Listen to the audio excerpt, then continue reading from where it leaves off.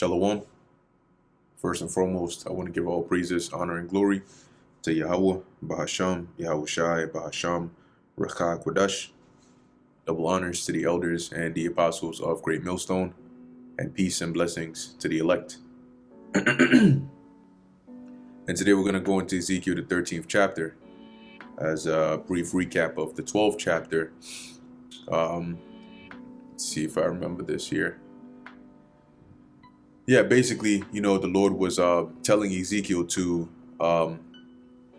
behave in such a way as one that was being taken captive, that was going to have to leave his homeland. So Ezekiel basically had to gather his stuff, and leave the place where he was staying and go to somewhere else. He was eating with care, being very careful how he ate, just to behave as one that would go into captivity. And the Lord had it to where if the people, the exiles that were in Babylon, were to ask Ezekiel what it is he was doing, then he was to basically tell them that this is a representation of what the Lord is going to do to the Israelites in Jerusalem. Okay. And so in Ezekiel chapter 13, it says here, "And the word of the Lord Yahweh came unto me, saying, Son of man, prophesy against the prophets of Israel that prophesy, and say thou unto them that prophesy out of their own hearts, Hear ye the word of the Lord Yahweh." Now, in Ezekiel chapter 13, this is something the Lord asked Ezekiel to do. Now, keeping it in context of the time period he was in, okay, this applied to the false prophets there and then at the time, but this chapter also applies to the false prophets in this time period that we're in. Okay, but I'll primarily, keep the context based on what was happening back then, but on certain verses that can be applied now, we can apply that now. But like I mentioned in a previous video, we've done numerous videos on linking these chapters and these verses to how they apply today.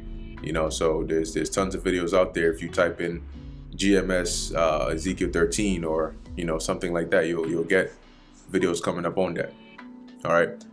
So the Lord was basically telling Ezekiel, because at this time, remember, not only was there a lot of wickedness going on in the land in terms of the princes of the people, leading them astray, having them worshiping idols and bowing down to other gods and worshiping the sun, sacrificing onto these different gods. But you also had a lot of false prophets that were claiming that they came in the name and the spirit of Yahweh, Bahasham Yahweh Shai, but in actuality, they weren't. They were misleading the people. Just like you have false prophets here today. So the Lord told Ezekiel to prophesy against them and to speak and to basically condemn them according to the words of the Lord. So as it says here, "And say thou unto them that prophesy out of their own hearts meaning their own minds." So these are individuals that were making things up, right? What they were saying was not given from the Lord. The Lord didn't tell them, hey, go and tell them this. But they went and said, hey, the Lord said this is what's going to happen, according to their own vain thoughts and opinions. But they would just try to certify it by saying that the Lord sent them. And they were deceiving the people that way. Now, at this time period, primarily what they were doing was basically putting the people to rest, telling them that the Lord was going to, take down Babylon. They didn't have to worry about the Babylonians coming and besieging and destroying Jerusalem and all of that. Okay. Meanwhile, you had the righteous prophets, for example, Jeremiah, who was prophesying against that, saying, no, the Lord is going to bring the Babylonians again. And if you don't take heed, they're going to destroy this place. All right. So this is Ezekiel chapter 13, verse 3. "Thus saith the Lord Yahweh, Woe unto the foolish prophets that follow their own spirit and have seen nothing." So the Lord hasn't showed them a vision saying, this is what I'm going to do. But they get up and they go after their own spirit, whatever they feel is right. And then they make things up and they make it sound good. You see, that's the thing about the false prophets is they don't just throw anything up in the air. They build, they're like con artists, okay? they build, like if you read about con artists, they use, sometimes they're very vague, but they basically build this gathering, this following, uh, based on nothing, okay? And they manipulate people's minds so that it seems as though what they're saying is credible, and they always keep their followers in a mindset where their followers don't question them on certain things. And because they don't do that, nobody really is able to put them in that position of scrutiny, all right, where you can find out that what this guy is saying is BS. They'll always have some cover story, or something to like it says, soothsayers, to soothe your mind. Okay, but the Lord is saying here, woe unto them, destruction unto them. They're foolish prophets. They're going after whatever they think is right, but I haven't showed them anything. I haven't sent them. O Israel, thy prophets are like the foxes in the desert. Now, when you look up the foxes in the desert, or like a desert fox, those kinds of, they're of the same family, but they're not like your typical other kinds of fox. And they, the Lord obviously designed them in a way where they can survive in the desert. But primarily what they do is, they hunt, they eat like lizards and like, certain bugs and stuff. But you will find them primarily in desert areas, and their prey that they hunt are in the desert. They're underneath. So they use their huge ears to listen for their prey. And then when they find them, they dig up in the ground, in the dirt, to try and catch them. But pretty much all the saying is here about the prophets being like onto foxes in the desert, meaning that they're hunting for prey. All right, just like the desert foxes do. Okay, they hunt their prey, in the desert. So these prophets here were basically going about looking for prey, those that they can deceive, to garner followers and support. And that's pretty much what people like these false prophets even do today. That's why if you really scrutinize a lot of these other groups, you'll notice that there's a lot of flashiness, all right? But at the core of it all, there's more extracurricular activities than there are the actual focus of the ministry, which is to teach the scriptures the correct way. So, I mean, don't get it wrong. They do go into the scriptures, but there's a lot of focus on the extracurricular activities that will really attract people in. That's how they hunt these people. They go for the things that people are looking for, because majority of people are not actually looking for wisdom. They're looking for all the other things that come with being in a group. And then they can have their minds at peace, knowing that they're in an Israelite group. They're with men of God, so they're good.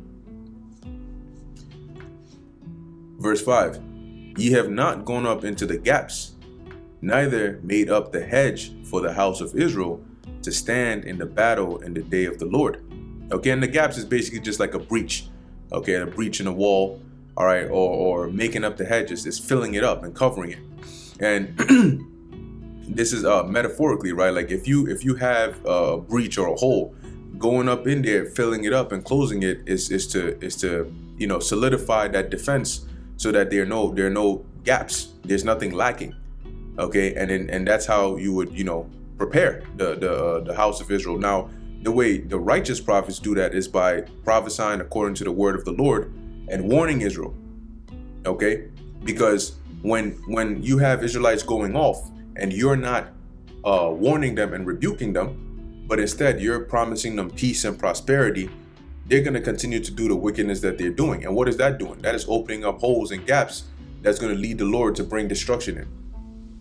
Okay, like for example, when you read in the scriptures, it'll tell you the judgments for certain iniquities, and then at the end of it, it'll tell you, when you do this, you put away sin out of Israel. Because if you don't, then you start opening up those holes for more and more wickedness to grow.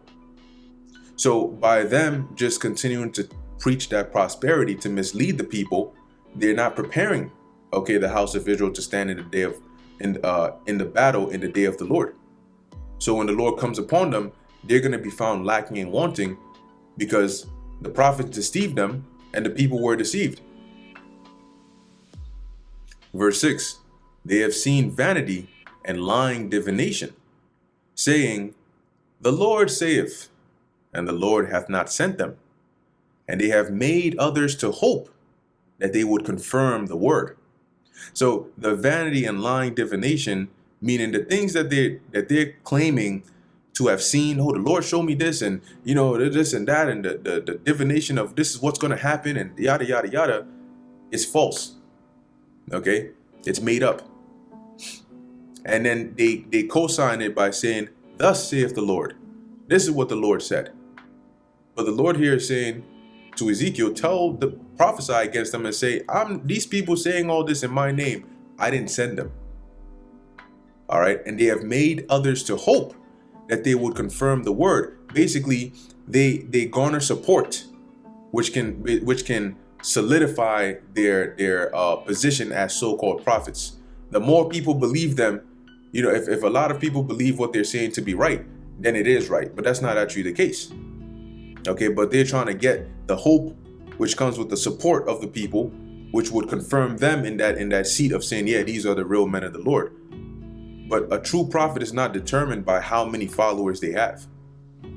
A true prophet is determined by the Spirit of the Lord and whether the words they speak are according to the Lord and whether they come to pass or not. Point blank, period. Verse 7. Have ye not seen a vain vision? And have ye not spoken a lying divination? Whereas ye say, the Lord Yahweh saith it, albeit I have not spoken. See? So you're saying, oh, the Lord showed me this. The Lord said this, right? The vain vision. It's vain because it's not going to happen. It's made up. And you're saying, and a lying divination, you're saying this is what's going to happen, but it's a lie. Okay? And you say the Lord said it, right? This is according to the word of the Lord. You're using the Lord's name falsely, and the Lord here was saying, I haven't told him that. Okay. Now, some examples, like back then, as we're gonna go into the scriptures and show in the precepts. Back then, they would say, oh, the Babylonians are not gonna come. The Lord's gonna take them down, and the Lord's saying, I didn't say that. The hell are you talking about? Okay. Today they'll tell you all sorts of things. They'll make up doctrine. They'll tell the MOTB is this, is that. It's an embargo. It's this, whatever the case is. Meanwhile, the Lord, he gave us all the answers in the scriptures already as to what the prophecies are. Okay, and as we keep on reading, he's gonna let it be known ultimately by breaking down and casting down these lies. Verse 8, therefore, thus saith the Lord Yahweh, because ye have spoken vanity and seen lies, therefore, behold, I am against you, saith the Lord Yahweh. So because of these lies you're telling, deceiving the people, garnering their support and misleading them, now I'm against you. Now I'm your enemy. I'm opposed to you. Verse 9, and mine hand shall be upon the prophets that see vanity and divine lies, not in the right way. When the Lord says his hand is going to be upon you, that means the Lord has now turned his attention upon you, and now he's going to start to come after you. He's going to start to perform things in your life, and it's not going to be for your prosperity. They shall not be in the assembly of my people, neither shall they be written in the writing of the house of Israel. Neither shall they enter into the land of Israel, and ye shall know that I am the Lord Yahweh. Okay, meaning that in the, at least even back then, for example, in the assembly of my people, because the Lord ultimately was going to blot them out, okay, by destroying them. And them not being written in the writing of the house of Israel, meaning that they weren't going to be recorded, their works weren't going to be recorded in righteousness as honorable deeds. Okay, because typically the writings of the house of Israel were to to honor, okay, these great works. Like one example I'll give, which just came to mind, is let's see, maybe Sirach 39. Okay, not 39, maybe 42. Let's see.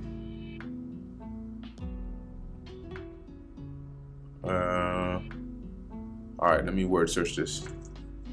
Let us now.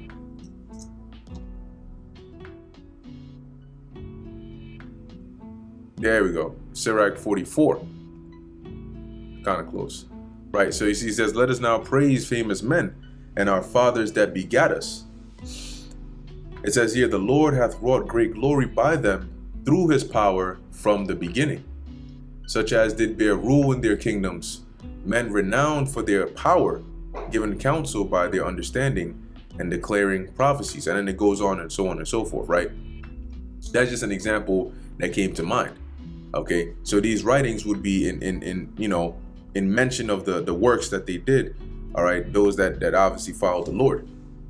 Okay, so these wicked prophets, these false prophets and these wicked individuals, they wouldn't be in that. Okay, both back then and in this time, because guess what? The things that we're doing today is being recorded, just like the things that were happening in the past. We have records and accounts of it now. But the highlight of it is the men of the Lord, those that did the will of Yahweh Ba'ashem Yahushai. So when you read the scriptures and ultimately, when you read the scriptures, nobody wants to be like Saul. Nobody wants to be like Judas Iscariot. Nobody wants to be like him. Simon, what was that? Bar Jesus. You want to be like the Moses and the Solomons and the Elijahs, because they're the ones who are written of, all right, in an honorable sense. Okay, neither shall they enter into the land of Israel, and ye shall know that I am the Lord Yahweh. Now, back then, what the Lord was doing was what he was going to do to these false prophets were, he was going to either put them to death, which he did for some of them, all right, but some of them were also gonna flee to these other neighboring lands, and some were going to be taken captive out of the land and wouldn't return. Okay, but in this time, these false prophets, when it says they're not going to enter into the land of Israel, meaning that in this time when the Lord delivers his elect, because you still have those false prophets here today, they're not going to enter into the land of Israel the same way the elect are, meaning they're not going to be delivered and then taken there by the Lord. The way that they're going to make it into that land is going to be by being born again, being reincarnated, coming through the loins or the seed of the elect. Okay, and ye shall know that I am the Lord Yahweh. So now the Lord is starting to pronounce the judgments he's going to start to bring against these false prophets. Verse 10, even because they have seduced my people, saying peace, and there was no peace. And one built up a wall, and lo, others daubed it with untempered mortar. So by seducing the people, they got them to let their guard down, to calm down, to be in a deceived mindset. And the way they do it, as it says here, was by saying, because here it is, imagine, right? Jeremiah, for example, is saying, the Lord says that Babylon is coming up. They already came here. They already took Jeconiah captive. They set up Zedekiah. They're going to come back. They're going to take this place out. They're going to completely subjugate you onto them. That puts people on edge. And it's the truth, but a lot of people don't want to hear it because it is not pleasant news. So when you have false prophets that see that, they can take advantage of that and say, we're going to tell the people what they want to hear. We're going to seduce them. We're going to tell them, don't listen to what this Jeremiah is saying over here. In fact, this is actually what's going to happen. Okay? There's going to be peace in the land. I don't want peace. There's going to be peace in the land. You don't got to worry about no Babylonians coming. As a matter of fact, the Most High is going to take them out. So you don't got to worry about nothing. And by that, they were seducing the people. And because the people, that's in line with what people want to hear. Nobody wants to hear that they're about to be taken captive. So you hear somebody saying, oh, the Lord said that this is going to be all good. They're going to jump right on it. Okay? So they said peace, and there was no peace, because in actuality, what they were saying, the Lord, it was a lie. Remember, it was all false. They were making it up, and they were taking advantage of the people. And one built up a wall, and lo, others daubed it with untempered mortar. And that wall, all right, ultimately is their false ways, their false prophecies, and their lies that they turned into doctrine. Okay, they turned it into the pseudo word of the Lord. That's that wall that they built. Okay, now, for example, when you go to the book of 2 Corinthians 4, verse 10. Whoa. Did I get the right one? Maybe it's 1 Corinthians. Let me see. 1 Corinthians. Oh, not 4 and 10. 2 Corinthians 10 and 4. Let me see.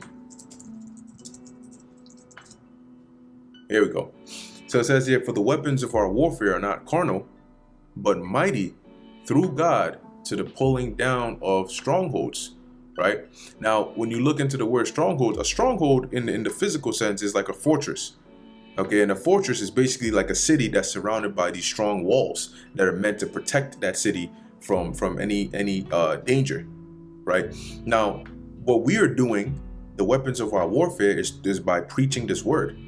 Okay, so it's not physically us going and grabbing people up and going to physical war with them, but by preaching this word, it's pulling down those strongholds. Now, the strongholds here, we know, are not talking about physical walls or buildings or fortresses. The strongholds here is talking about ideologies, lies, okay, false imaginations, things that people have been made to believe, and it has been so solidified, it's likened onto a wall, like a strong wall. Actually, when you even look up the word stronghold here, it says a castle, stronghold, fortress of the arguments and reasonings by which a disputant endeavors to fortify his opinion and defend it against his opponent.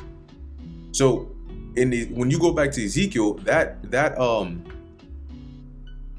wall, okay, was the false reasonings, okay, and the false prophecies and the lies that these false prophets were telling to build up that false narrative. Okay, it says, and lo, others daubed it with untempered mortars, which were more lies that they basically tapped on to their false doctrine in order to make it seem like it was actually solid.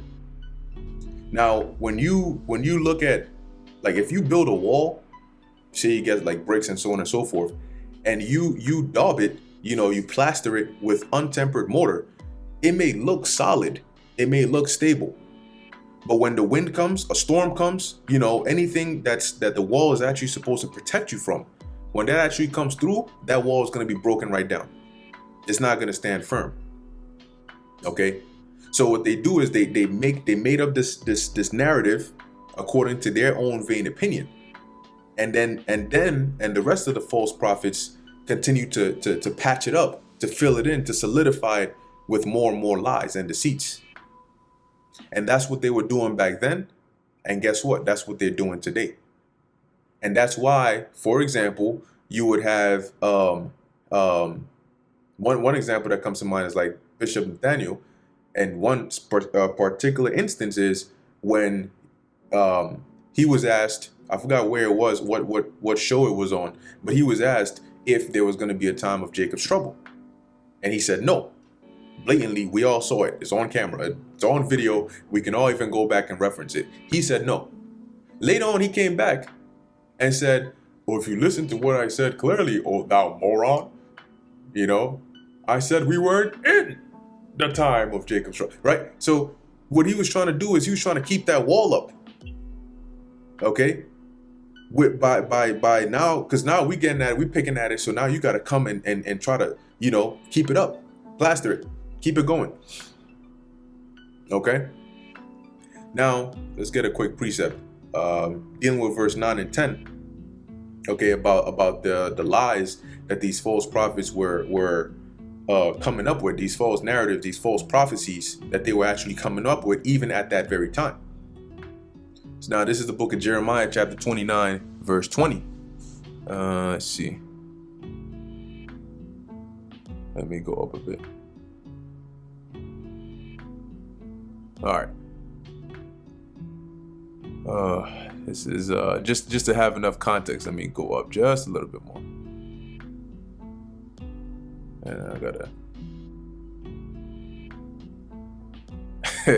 All right. Let me just find a good spot somewhere here. Let's see. Jeremiah 29:13. And ye shall seek me and find me when ye shall search for me with all your heart, and I will be found of you, saith the Lord Yahweh. And I will turn away your captivity, and I will gather you from all the nations and from all the places whither I have driven you, saith the Lord, and I will bring you again into the place whence I caused you to be carried away captive. Because ye have said, the Lord Yahweh hath raised us up prophets in Babylon, know that thus saith the Lord of the King that sitteth upon the throne of David, and of all the people that dwelleth in this city, which is Jerusalem, and of all your brethren that are not gone forth with you into captivity. Thus saith the Lord Yahweh of hosts, behold, I will send upon them the sword, the famine, and the pestilence, and will make them like vile figs that cannot be eaten. They are so evil. And this is Jeremiah prophesying against the inhabitants of Jerusalem. Remember, and this is basically in parallel, right? This is like the same thing that Ezekiel was also prophesying against Jerusalem while Ezekiel was in Babylon. Verse 18, and I will persecute them with the sword, with the famine, and with the pestilence, and will deliver them to be removed to all the kingdoms of the earth, to be a curse and an astonishment and an hissing and a reproach among all the nations whither I have driven them. Because ye have not hearkened unto my words, saith the Lord Yahweh, which I sent unto them by my servants the prophets, rising up early and sending them, but ye would not hear, saith the Lord Yahweh. Hear ye therefore the word of the Lord Yahweh, all ye of the captivity, whom I have sent from Jerusalem to Babylon. Thus saith the Lord of hosts, the God of Israel, of Ahab, the son of Koliah. Now, this is Jeremiah is saying this to those that were taken captive, right? That's why he says, hear ye therefore the word of the Lord, all ye of the captivity, referring to Ezekiel and the rest of them that are in Babylon, right? Whom I have sent from Jerusalem to Babylon. Thus saith the Lord of hosts, the God of Israel, of Ahab, the son of Koliah, and of Zedekiah, the son of Maaseiah, which prophesy a lie unto you in my name. Behold, I will deliver them into the hand of Nebuchadnezzar, king of Babylon, and he shall slay them before your eyes. And of them shall be taken up a curse by all the captivity of Judah, which are in Babylon, saying, Yahweh make thee like Zedekiah and like Ahab, whom the king of Babylon roasted in the fire. So pretty much, not only did you have false prophets in Jerusalem, you also had false prophets among the captives over there, okay, that were also misleading the people as well. So like we read earlier, and I'm gonna keep on going down a bit, but as we read earlier in here, the Lord said that they weren't going to be in the assembly of his people, okay, and neither were they going to enter into the land of Israel, because ultimately he was going to blot them out. And he said his hand was going to be upon them because of the deceit and the lying words and the vain divination that they kept coming up with according to their own minds. Let's see. It says here, because ye have committed villainy in Israel, and have committed adultery with their neighbors' wives, and have spoken lying words in my name, which I have not commanded them. Even I know, and am a witness, saith the Lord Yahweh. See? So when you go back, as we were reading up above, the Lord was saying here, right? Let's see. Verse 7, have ye not seen a vain vision? And have ye not spoken a lying divination? Whereas ye say, the Lord saith it, albeit I have not spoken. So that's the same thing the Lord was, through Jeremiah, was saying to them here, that look, you got these individuals that are coming out saying these different things in the name of the Lord as if he said it, but he hasn't. Right? Reading it again, it says, and have spoken lying words in my name, which is a very dangerous thing, by the way, which I have not commanded them. Even I know and am a witness, saith the Lord. obviously I'm going to know because I didn't send you. All right, now we're going to jump down to verse 30. All right, there's another point here that I want to get. It says here, then came the word of the Lord Yahweh unto Jeremiah, saying, send to all them of the captivity, saying, thus saith the Lord Yahweh concerning Shemaiah and the Nehelamite, because that Shemaiah hath prophesied unto you, and I sent him not, and he caused you to trust in a lie. Therefore, thus saith the Lord Yahweh, behold, I will punish Shemaiah the Nehelamite and his seed, and he shall not have a man to dwell among this people. Neither shall he behold that good that I will do for my people, saith the Lord Yahweh, because he hath taught rebellion against the Lord. See? So as the Lord said, they weren't going to be amongst that congregation because he was going to block them out because of that wickedness that they were going about teaching and preaching. So the Lord is very particular and very careful about the information, all right, that you feed his sheep. Okay, so let's keep on going.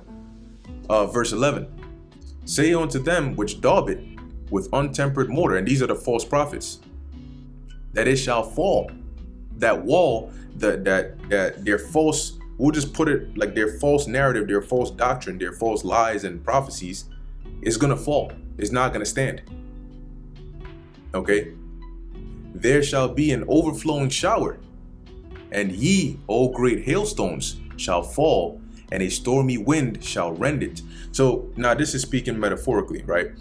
The wall is not an actual literal wall, just like the overflowing shower and the great hailstones and stormy winds are not actual literally, the Lord is not meaning that literally in this verse. But just like a wall daubed with untempered mortar is not able to stand and defend against, a flood or, hailstones or stormy winds, the Lord is saying here, the same way that wall would fall is the same way I'm gonna bring down your lies. Meaning you're gonna say one thing, you're gonna say that the Lord said this is gonna happen, and then that's not gonna happen. Or I'm gonna have the opposite thing happen. Or you're gonna say that this is not gonna happen, and then it's actually gonna happen. So one example is, let's go to the book of Jeremiah 28, and we'll just read this chapter is fairly short. But this is one example where you had this false prophet, it says right there, Hananiah's false prophecy, and the Lord basically rent it. He brought it down. All right, so this is Jeremiah 28:1. And guess what? The same thing happening today. As these groups that are saying that the mark of the beast is not the micro C-hip, guess what's going to happen? That's a false narrative that they've built up. And they continue to plaster it with these lies that they come out every two or so years and come and tell you, oh, well, now it's this. Now the MOTB is this. Now the MOTB is this, to try and keep that wall up. Guess what's going to happen? When the actual C-hip comes out, that wall is going to fall. It's going to collapse. And people are going to start asking questions. I thought you said that it was this. You went into the scripture over here. You went into Revelation 17. You even tried to tie it in with this. But what happened? I thought you said it was this. So why is this happening over here? Jeremiah 28:1. And it came to pass the same year, in the beginning of the reign of Zedekiah, king of Judah, in the 4th year and in the 5th month, that Hananiah, the son of Azur, the prophet, which was of Gibeon, spake unto me in the house of the Lord, in the presence of the priests and of all the people, saying, thus speaketh the Lord of hosts. Right? Pay attention now. This individual, Hananiah, he's now saying to Jeremiah in the presence of the priests and all the people, he's coming up claiming himself to be some prophet. And this is what he says. Thus speaketh the Lord of hosts, the God of Israel, saying, I have broken the yoke of the king of Babylon. And meaning that, remember that at this point, Zedekiah, right? Jeremiah makes mention, right, that in the beginning of the reign of Zedekiah, king of Judah, how did Zedekiah come up to reign? He was put in that place by Nebuchadnezzar under the condition that Judah would have to pay tribute and be subject to the Babylonians. So we were under their yoke. So what Hananiah was saying here is that the Lord said, I've broken the yoke of the king of Babylon. Within 2 full years will I bring again into this place all the vessels of Yahweh's house that Nebuchadnezzar, king of Babylon, took away from this place and carried them to Babylon.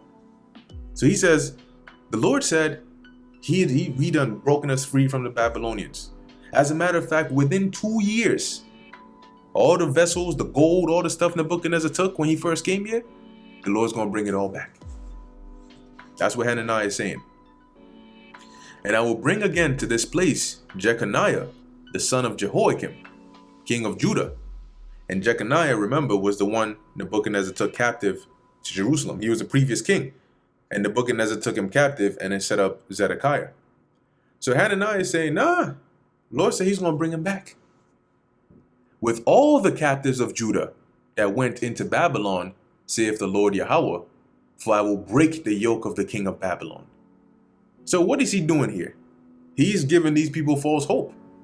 He's telling these people, the Lord said in 2 years, he's gonna take down Babylon. He's gonna bring back Jeconiah. He's gonna bring back the gold vessels and all of that.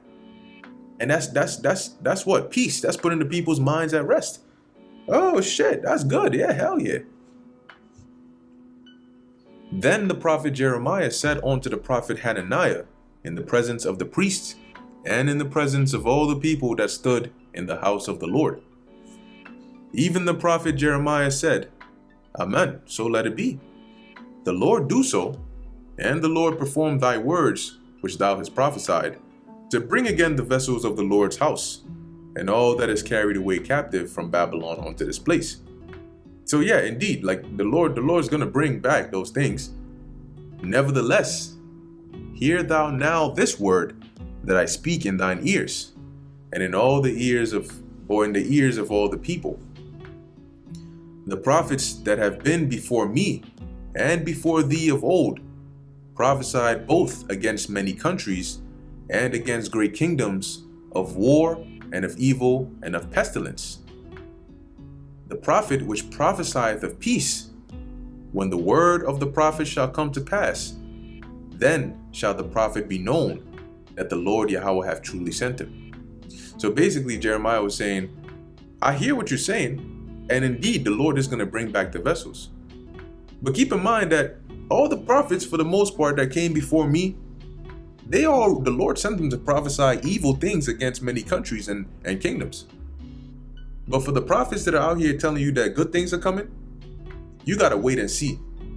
Wait to see, because when it actually comes to pass, then you're going to know that the Lord actually sent them.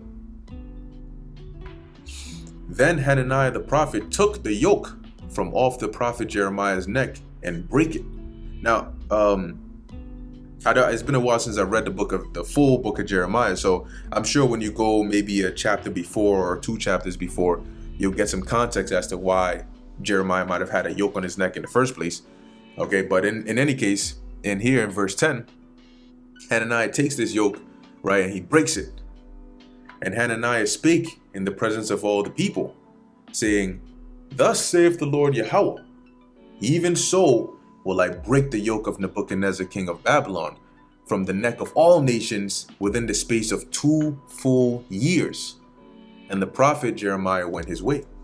So this guy Hananiah is basically garnering the people. He's telling them, look, we're going to be good.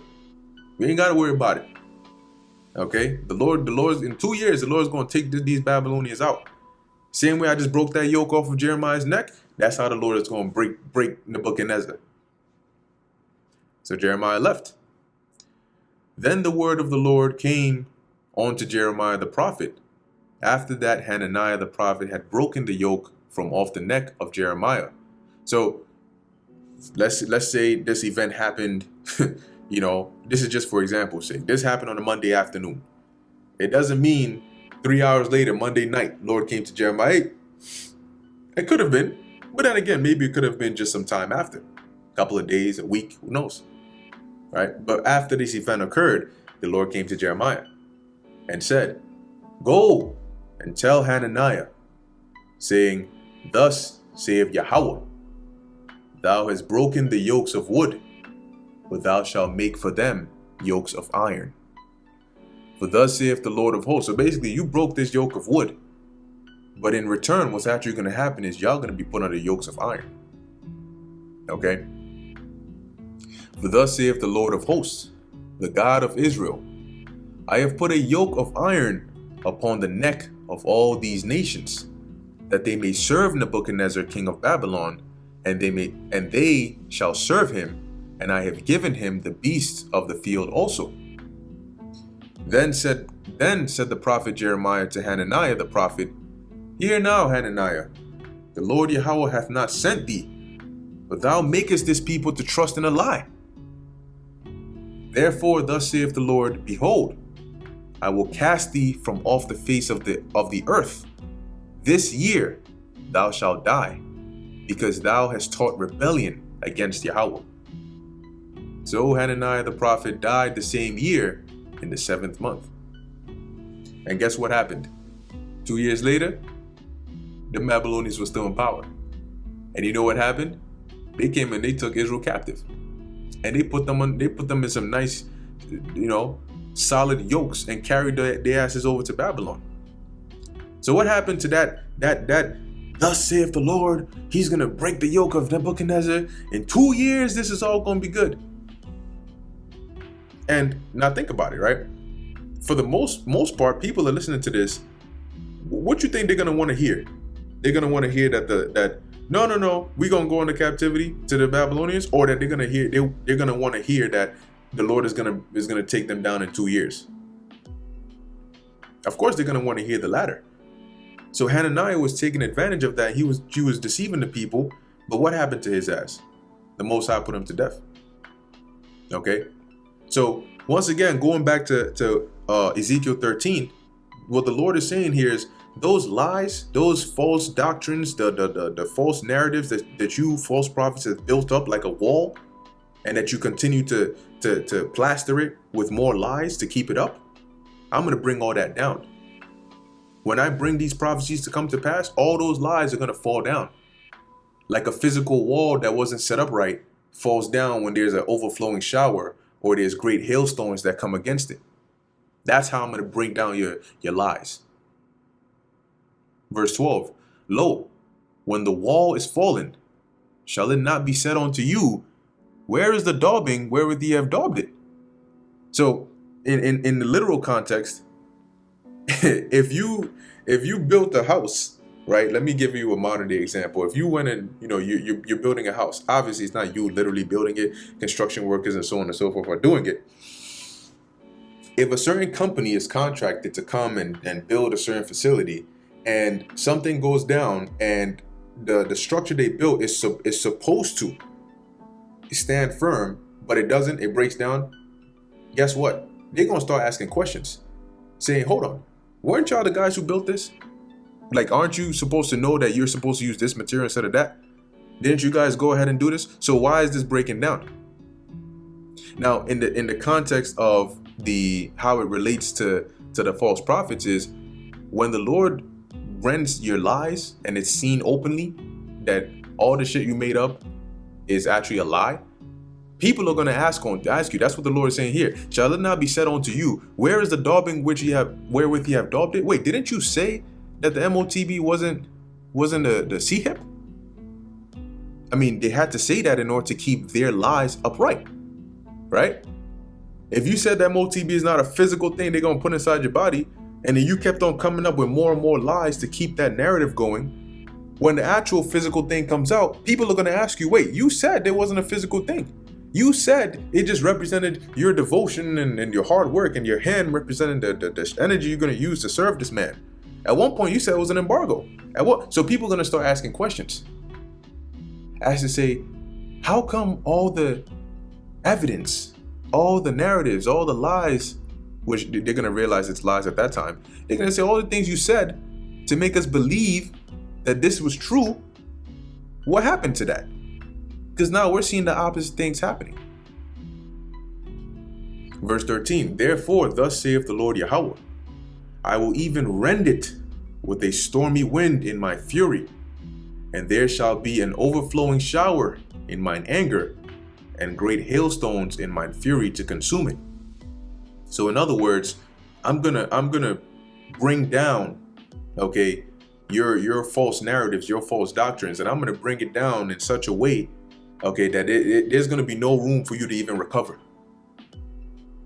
And like I gave an example of how the Lord did this in the ancient time was those false prophets that came out and said, no, don't worry, Babylonians are not coming. We're gonna be all good. What happened? The Babylonians came and they completely annihilated. They broke down the walls. They burnt the shit. They broke down the temple, destroyed it, killed Israelites, men, women, and children, and then took some captives. The Lord completely made it known by a painful experience that the things that the false prophets were saying was false. But the way the people found out was in such a devastating way. And in this time, I keep going to the MOTB as an example, but there's many other things. But that's just like one of the main examples, right? In this time, all the false beliefs and reasonings and opinions that these false prophets have made, certain Israelites to believe, the Lord is going to bring all of that down in such a devastating way. Okay, that's what he means by rending it with the stormy wind and fury, meaning that when it goes down, it ain't gonna be no way to say, oh, well, I said that it was actually this, but if you listen clearly, there ain't gonna be none of that. It's gonna be more than clear that you were wrong and that you were deceiving the people. Okay, now here's a made-up example, right? That's like if you went and told people the name of the Lord is not Yahweh and the name of his son is not Yahushai, right? For years. And you over time, people would ask you questions and you would go into the Bible and you would find a way and say, see, this verse here says this verse here says that. To back up your point that the name of the Lord is not Yahweh and his son's name is not Yahushai. What you're doing is you've built up a wall of lies, and every so often you go into a certain book and you try to find precepts to basically keep that wall up. And then once again, it's a made up example. Let's say one day the Lord actually just opens up the skies and you just see a giant face up in the clouds and you hear a deep voice. And the face is like a woolly hair, white beard, and you hear, my name is Yahweh and my son's name is Yahushai. See, at that point, like there's no, it's a direct breakdown of the BS that you done built up. And there's no way to come back from that.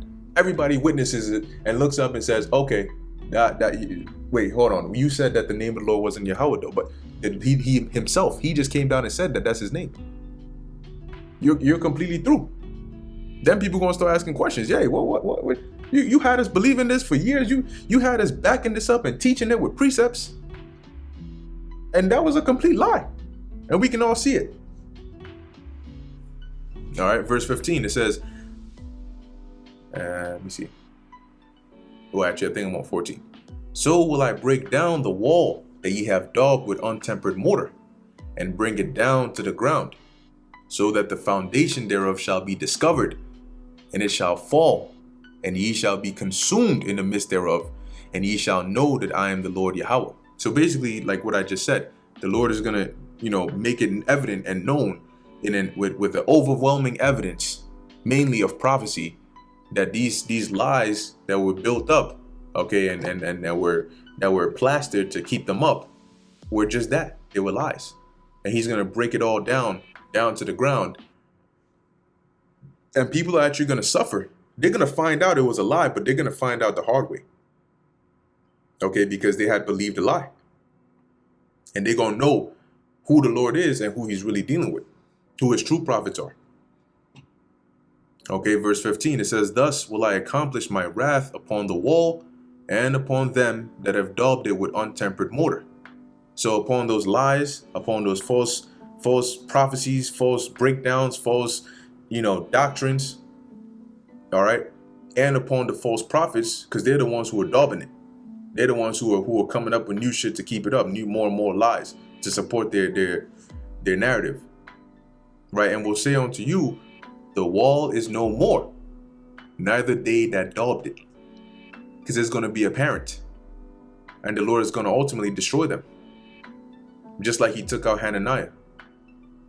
Verse 16, to wit, the prophets of Israel which prophesy concerning Jerusalem, which see visions of peace for her, and there is no peace, saith the Lord Yahweh. So once again, like that one example I just brought out with Hananiah, but it wasn't just him. There were other people, both in Israel and also in amongst the captives, who were prophesying this false sense of peace onto the people. Because remember, Hananiah said, thus saith the Lord. He said, the Lord said this. Okay, but there's no peace. Verse 17, likewise, thou son of man. So now you've prophesied against these false prophets. Same way I want you to prophesy, right? Set thy face against the daughters of thy people, which prophesy out of their own heart, and prophesy thou against them. So not only did you have these wicked, it was just all out mayhem. Not only did you have these false prophets, you also had these women out here, just like you do today, that were coming out and deceiving people, claiming themselves to be prophetesses, if that's even a word. Okay, for fortune tellers. The Lord came to me. I'm Deborah in the reincarnation. I also got some knowledge. Just like today, you got dudes that got their women on there. They prophesying with their women. Well, the Lord told Ezekiel, prophesy against those women, okay, which are prophesying out of their own heart. They now if a man comes up with some BS like this, how much more for a woman? Okay, and I'm just speaking scripturally. Now, don't get it twisted. There's women out there the Lord blessed with wisdom. But if you're dealing with a wicked man, how much more wickedness would you hear from the mouth of a wicked woman? And and trust and believe, they know how to make even the dumbest shit sound good. You ever try to argue with a woman that just knows how to talk? They'll play the victim so bad. Here it is, you're not wrong, but you're paying for it. How does that work? Verse 18, and say, thus saith the Lord Yahweh, woe to the woman that sew pillows to all armholes, and make kerchiefs upon the head of every stature, to hunt souls. Will ye hunt the souls of my people? And will ye save the souls alive that come unto you? Now, basically what the Lord was saying here is, because you had those women that were doing this, the armholes are pretty much like that region, your underarms, your armpits. Okay, so them sewing pillows, which when you look up the word pillows in here, it'll tell you like a band or like a fillet. So you can imagine, some charm, right, or some form of a cosmetic or a gimmick. All right, because that's what they were using. They were using gimmicks to give the appearance that they were what word am I looking for here? Basically, that they had some credibility to them. Let me give you an example. You ever walk into, which I haven't, but from movies and stuff like that, you walk into them like botanicas and fortune teller places. You walk in there, you're gonna see like, I don't know, a woman dressed a certain kind of way. She got the cards, she got the ball, she got the certain chair and seats, and you got to go through this door here. And I'm making things up, but like I said, according to things that I've seen, she's doing things here, and that's all to give you an effect, as though she's like realism, like, oh yeah, she really got to be the real deal. It's not like she's just like one chick dressed regularly on the side of a street somewhere telling you, hey, I'm gonna tell you your fortune. They got to have that whole effect. So these women were doing that, right? They would sew these charms, these bands upon, you come up into wherever it is they were doing this shit. They put that right around your arm. As it says, they make kerchiefs, which when you look into that word, it goes into like a veil, that they would put, as it says, upon all armholes and upon the head of every stature. Basically anybody that came to them, or that they were able to lure to believe their lies, They would, put the veil upon them. They would put these things on their arms, to give that effect as though what they were saying, okay, was true. But in addition, what they were saying was they were just telling people what they wanted to hear. Okay? And majority of that was prophesying onto them of assurance of life, of peace. When in actuality, that was not what was going to happen. So that's why the Lord says here to hunt souls, because that's what they were doing. They were misleading and deceiving the people, just like the false prophets were.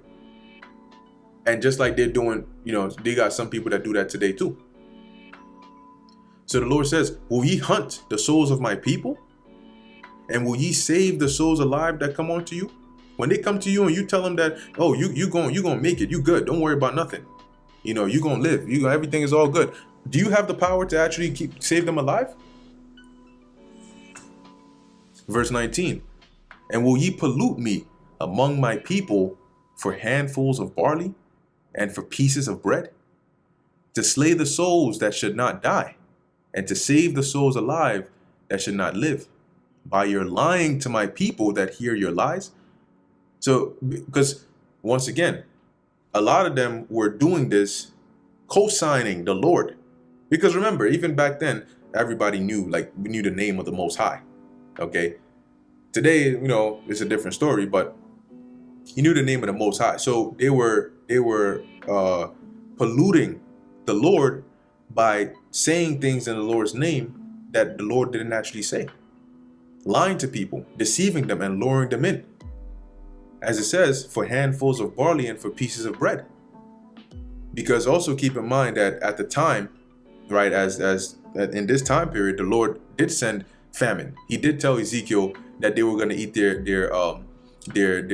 drink their water carefully, so they were going to have very little access to these things. So these things were precious, barley, bread, all those things. So people were basically doing whatever to get that. And the Lord is saying, you're going to pollute me for some barley and pieces of bread by misleading these people and then trying to use my name to do it, to slay the souls that should not die. Because you had people, remember that you had a good amount of people that were deceived, but you also had people that saw through it. So what do you think these false prophetess would say about those people? Do you think they would say good things? Because guess what? If you were somebody in the land that saw through this, you would tell them, look, she's making that shit up. That's not true. The Lord said this is going to happen. What do you think she's going to say about you when people go to her? Yeah, that guy, the Most High is going to take him out. Just like he wanted them. Okay. It says, and to save the souls alive that should not live. So here it is. The Lord has pronounced judgment against particular individuals. But when they come to you, you tell them they're going to be good. They're going to be fine. Girl, I'm fine. All right. It says, and will ye save this, where is I at? And save the souls alive that should not live by your lying to my people that hear your lies. Because that's how they were doing it. Through their lies, they were deceiving these people.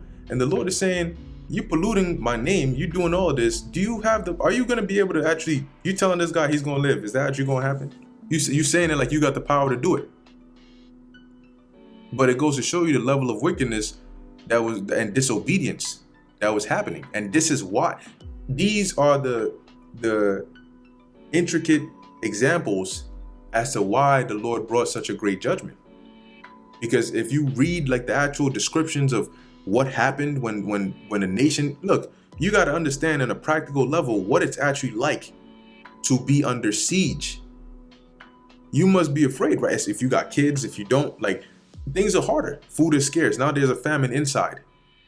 And you know that once these armies break through, they're raping your wives, they're killing your children, they might kill you, they might take you captive. And when they take you captive, wherever they're taking you, you're not gonna be on the back of an ass. You're a slave, bro. So you're going there to work. All right? Meaning if you survive the journey to that place.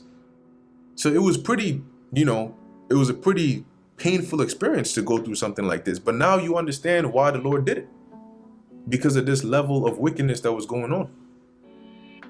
And how much more in this time. Verse 20, wherefore, thus saith the Lord God. Wherefore, thus saith the Lord God, behold, I am against your pillows, wherewith ye hunt the souls to make them fly, and I will tear them from your arms, and will let the souls go, even the souls that ye hunt to make them fly. Now remember that it said they sewed these pillows to the armholes, right? Which being like those cosmetics, those bands. So the Lord is saying, I'm against that, because that was a means they would use to sort of bewitch the people, to charm them, right? Wherewith they would hunt the souls to make them fly, which when you look into the word fly, because when you actually look at a lot of the other translations, they translate it as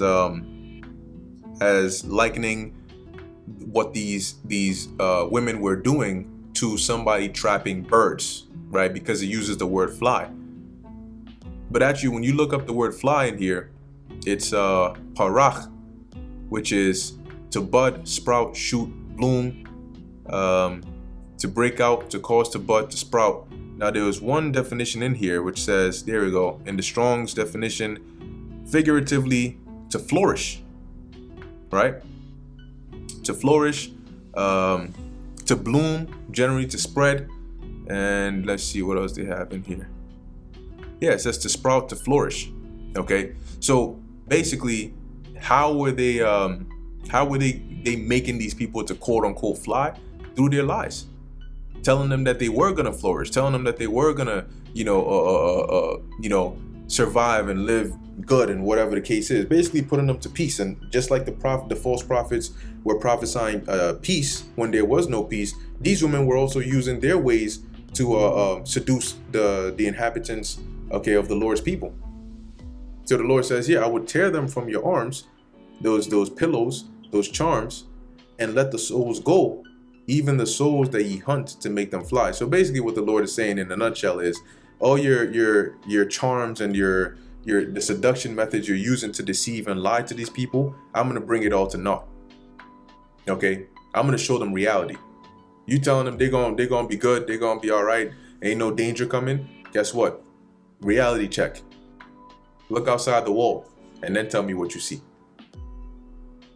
Verse 21, your kerchiefs also will I tear, and deliver my people out of your hand, and they shall be no more in your hand to be hunted, and ye shall know that I am the Lord.